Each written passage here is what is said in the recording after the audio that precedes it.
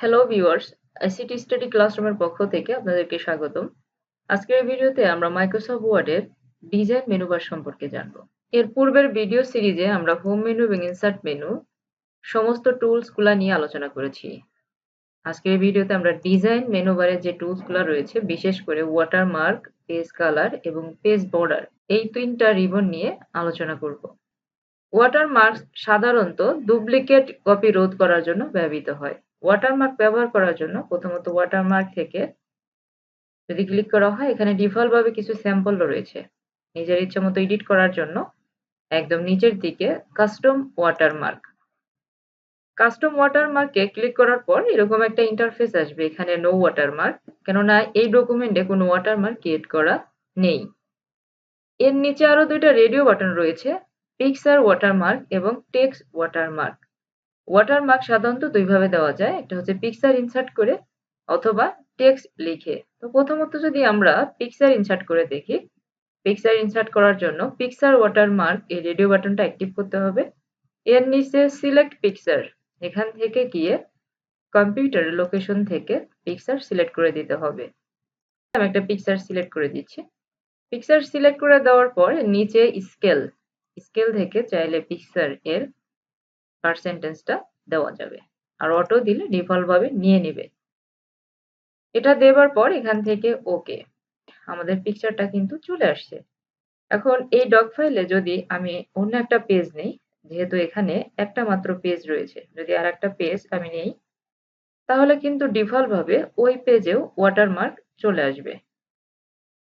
এছাড়াও আমরা যদি এবার একটা টেক্সট ওয়াটারমার্ক অ্যাড করে দেখি, তাহলে আবার আমরা ওয়াটারমার্কে যাব। ওয়াটারমার্কে গিয়ে কাস্টম ওয়াটারমার্ক, এখান থেকে এবার টেক্সট ওয়াটারমার্কটা সিলেক্ট করে দিতে হবে।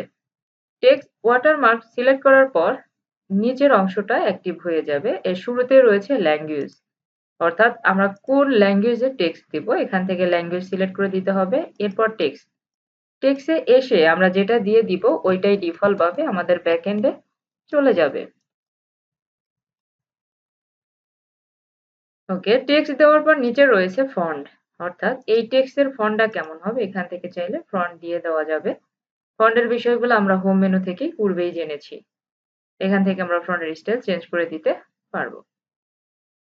এর নিচে রয়েছে সাইজ, অর্থাৎ আমরা যে টেক্সটটা ওয়াটারমার্কে দিব তার সাইজটা কেমন হবে, এখান থেকে চাইলে আমরা সাইজ দিতে পারি, আর অটো দিলে ডিফল্ট ভাবে নিয়ে নেবে। সাইজের নিচে রয়েছে কালার, অর্থাৎ যে ওয়াটারমার্কটা আমরা ডকুমেন্টে সেট করব, ওয়াটারমার্কের কালারটা কিভাবে হবে, এখান থেকে আমরা চাইলে ওয়াটারমার্কে যে টেক্সটটা অ্যাড করেছি ওটার কালার দিয়ে দিতে পারি। কালারের নিচে রয়েছে লেআউট, অর্থাৎ এই ওয়াটারমার্কটা কিভাবে হবে। এখন ডায়াগোনাল রেখে যদি আমি ওকে দেই, তাহলে এই ওয়াটারমার্কটা ডায়াগোনালি হয়ে যাবে। এছাড়া আমি যদি আবার ওয়াটারমার্কে যাই, এখান থেকে কাস্টম ওয়াটারমার্ক, এখানে গিয়ে যদি হরিজন্টালি দেই এবং ওকে ক্লিক করি, তাহলে কিন্তু এটা হরিজন্টালি শেপে চলে আসবে। তো ওভাবে চাইলে কিন্তু আমরা আমাদের পেজে ডুপ্লিকেট কপি রোধ করার জন্য ওয়াটারমার্ক ইউজ করতে পারি। এর পাশে রয়েছে পেজ কালার। পেজ কালার থেকে আমরা ডক ফাইলে টোটাল পেজের কালার দিতে পারি, কালার সেট করে দিতে পারি।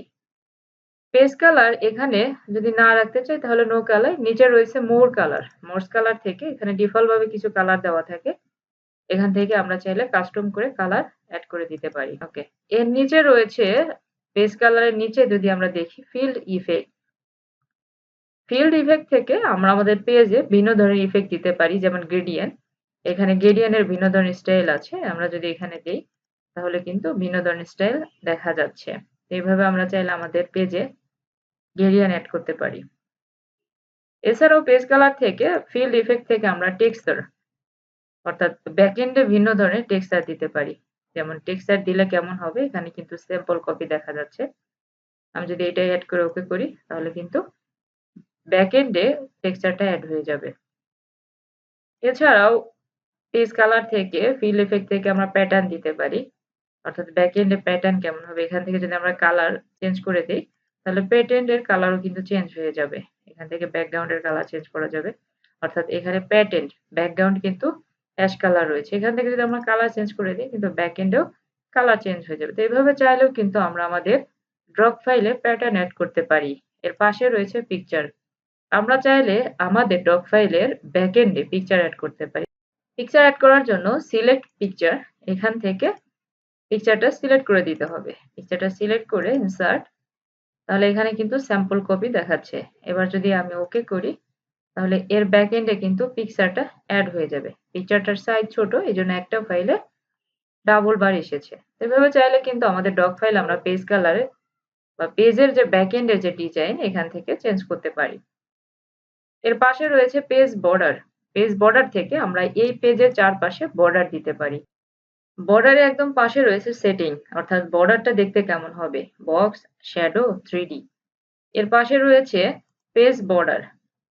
পেজ বর্ডার থেকে এখান থেকে বর্ডার স্টাইল চেঞ্জ করে দেওয়া যাবে, অর্থাৎ বর্ডারের যে বর্ডারটা হবে এটা কোন শেপে হবে। এখান থেকে বর্ডার সিলেক্ট করে দেওয়ার পর এর প্রিভিউ কিন্তু এখানে দেখা যাচ্ছে।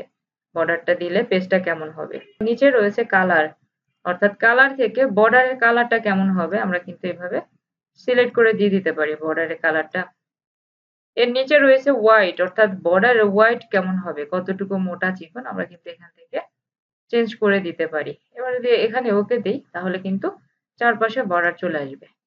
সেভাবে পেজের চারপাশে বর্ডার চলে আসবে। এছাড়াও পেজ বর্ডার থেকে আমরা চাইলে আমাদের পেজে একদম নিচের দিকে যদি দেখি আর্ট, আমরা চাইলে আমাদের পেজে বিভিন্ন ধরনের আর্ট ইউজ করতে পারি।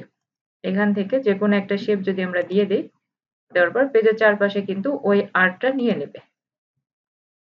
এভাবে আমরা আমাদের পেজের ডিজাইন করতে পারি। এবং পেজ বর্ডারের পাশে রয়েছে শেডিং।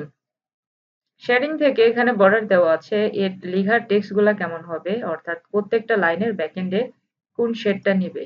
এখান থেকে কিন্তু ভিউ থেকে কিন্তু দেখা যাচ্ছে যে এগুলা হচ্ছে টেক্সট, এর ব্যাকএন্ডে কিন্তু এগুলো কালার। এভাবে চাইলে আমাদের পেজে আমরা শেডিংও ইউজ করতে পারি। ডিজাইন মেনু বারে একদম বাম পাশে এখানে ডিফল্ট ভাবে কিছু থিম দেওয়া রয়েছে। আমরা চাইলে এখান থেকে এই থিমগুলা ইউজ করতে পারি আমাদের প্রয়োজন অনুসারে। যে থিমটা দিব, থিম অনুসারে কিন্তু এখানে ডকুমেন্টেশনের ফরম্যাটিং গুলা কিন্তু চেঞ্জ হয়ে যায় ডিফল্ট ভাবে। এখান থেকে যদি আমরা আরেকটা ফরম্যাট দিই, তাহলে লক্ষ্য করলে কিন্তু এগুলা চেঞ্জ হচ্ছে।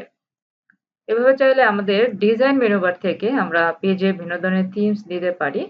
এবং মোস্ট ইম্পর্টেন্ট যে বিষয়গুলো হচ্ছে ওয়াটারমার্ক, পেজ কালার এবং পেজ বর্ডার, অর্থাৎ পেজ কিভাবে ডিজাইন করা যায়, পেজ ডিজাইনের এভরিথিং এই ডিজাইন মেনু বার থেকে করা যাবে। প্রতি ভিডিওতে আমরা পেজ লেআউট, অর্থাৎ পেজ কিভাবে সেটিং করতে হয়, পেজ কোন সাইজের হবে, পেজে মার্জিন কতটুকু থাকবে, এভরিথিং নিয়ে আলোচনা করব।